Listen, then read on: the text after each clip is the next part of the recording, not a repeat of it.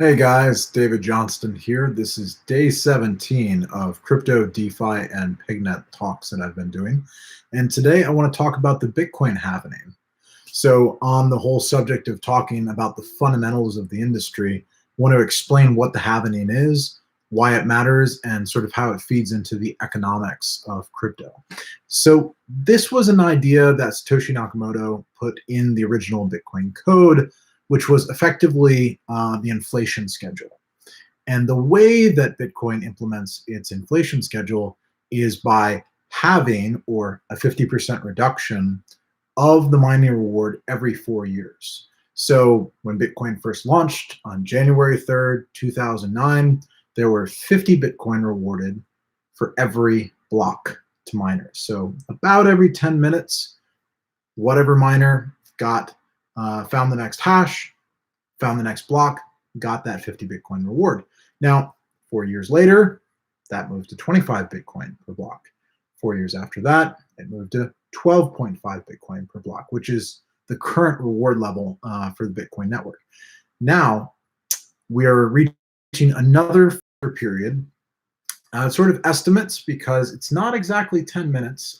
There's some variability based on when the miners find blocks and how quickly they find them. It tends to be a little faster because block averages are a little less than 10 minutes, and the difficulty adjustment in the Bitcoin network is every 2 weeks or so. Also based on a number of blocks, so it's about 2 weeks. If the difficulty drops, it actually can take longer to adjust the difficulty. But regardless, the system really reduces inflation over time. And we're at another one of those 4-year marks in about 9 days for Bitcoin Cash, about 40 days for Bitcoin Core. And each network will now go from 12.5 Bitcoin per block to 6.25 Bitcoin per block. So what does this mean? Well, first, as a user, it means there are less Bitcoin being created. So as supply reduces, presuming demand is about the same as it was before, a lot of people that speculate say, oh, this drives price action over time because, if you've got less supply in the market and an equal amount of demand, that would naturally create upward pressure on the price. Now, of course, markets are complex and people know this is going to happen. They expect it. So the question is, how much is the market priced in that expectation? So you hear about people, has that been priced into the market?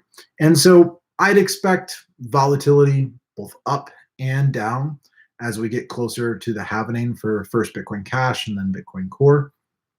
But regardless, in the long-term perspective, this is a positive thing. We're getting to lower and lower and lower levels of inflation on an annual basis. Now, the inflation rate of Bitcoin and Bitcoin Cash will basically be on par with gold. So gold historically is about 1 to 2% annual production of new supply globally. And this has been true for a very long time. People compete to find gold all over the world. Many of the richest reserves have been found over the course of the last few thousand years. And so as they find ever smaller reserves of gold, it requires more energy and more effort to extract less ounces of gold per ton. And so it's an interesting sort of comparison to the difficulty, just like Bitcoin network, where it's increased more and more over time. So all of this gives you a real hard money approach to currency. Instead of the government deciding X number of trillions of dollars will be in circulation, we're going to increase it by this many trillion this year, you effectively have a fixed schedule. And so you can have confidence about the number of tokens that are in the system today, tomorrow, a year from now. There's no group of people that's going to alter that equation. It's baked into the code, if you will. So this is the halvening. That's what it's all about. You're going to hear this term in the coming weeks as first Bitcoin Cash and then Bitcoin Core reach this milestone. There are concerns that some people have about every halvening, which is, hey, the miners are also going to get paid half as much Bitcoin as they were the day before the halvening. And what's the effect on the hash rate, right? The hash rate has already decreased because of the market going from almost $10,000 a Bitcoin to $6,000 a Bitcoin, and a similar correction in Bitcoin Cash from $300-400 to $200 or so. And so the question is, will it continue to decrease the difficulty of the hash rate and basically reduce the security of the network is people's concern. I'm not really too worried about this. There's a potential issue if there were a much larger correction, if there were a much larger delay, but there are actually different systems in the case of difficulty adjustment for Bitcoin Core and Bitcoin Cash. Bitcoin Cash, as a history of it emerging from Bitcoin Core, picked a shorter difficulty and is a different difficulty adjustment algorithm. So it actually adjusts difficulty fairly quickly. So this is mostly a question of whether it'll be an issue for Bitcoin Core. But historically, the miners have sunk costs and they're very likely to continue mining. Some will turn off their machines, but some have free or very, very cheap electricity. And they're going to want to collect those rewards. Even if it's worth less in dollar terms that day, they may be long-term bullish on Bitcoin and just want to continue building their Bitcoin exposure, having confidence that in 6 months or a year or a few years, it'll be worth much more. And so I find it unlikely that it's going to cause some sort of cascade issue on Bitcoin Core, but you may see slower blocks due to the waiting as blocks will get longer if difficulty is still high and there's less hash rate. So instead of every 10 minutes, it may be every 20 minutes or every 30 minutes. But eventually the system should equalize. So it's an interesting sort of thing that happens every 4 years, almost like sort of a leap year event.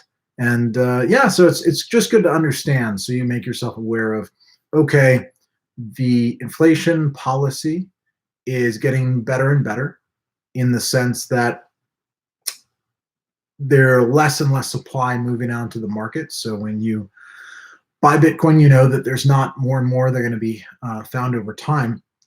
Eventually, the halving schedule does run out. It's not till the year 2140 or so. So we've got 120 years until we have to worry about it. But it'll get very, very small towards the end of that process. And so what's happened, at least so far, is as Bitcoin and Bitcoin Cash have grown, their value is greater, even though the number of absolute number of Bitcoin per block has decreased, their value of per coin has increased so much. The total reward to miners has vastly increased every 4 years. So, I mean, Bitcoin hardly had a price in 2009. There wasn't much price discovery really till 2010, early 2011. And even then it was pennies, right? And so miners were effectively doing it because they were passionate or had a hobby to do it.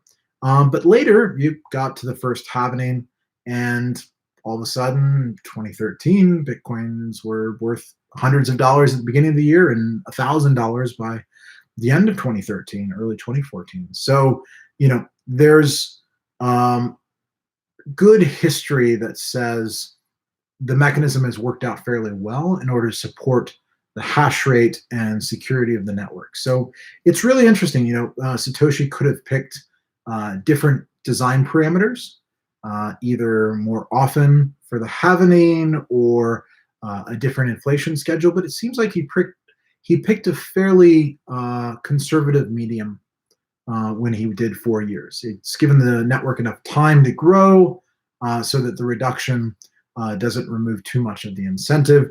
But it's also on the last 11 years or so, given enough growth in the system where it's grown enough, but the inflation rate has gotten to sort of a stable rate now, that it's not growing so quickly as to sort of hamper people's confidence in the monetary policy itself. As it's going mainstream, especially in the case of Bitcoin Core, where they're really going for a digital gold, being on par with the inflation of gold is really helpful. So anyway, I'll stop there, but really interesting subject. That's how the halvening works. It's reducing the reward per block. Miners are mostly the ones that are affected, but you may see slower block times for a little while on Bitcoin Core. It'll be interesting to see how it plays out. But anyway, thanks for watching this video. I'll be back again tomorrow. And until then, wash your hands, be awesome to one another, and crypto on. I'll talk to you guys then. Bye.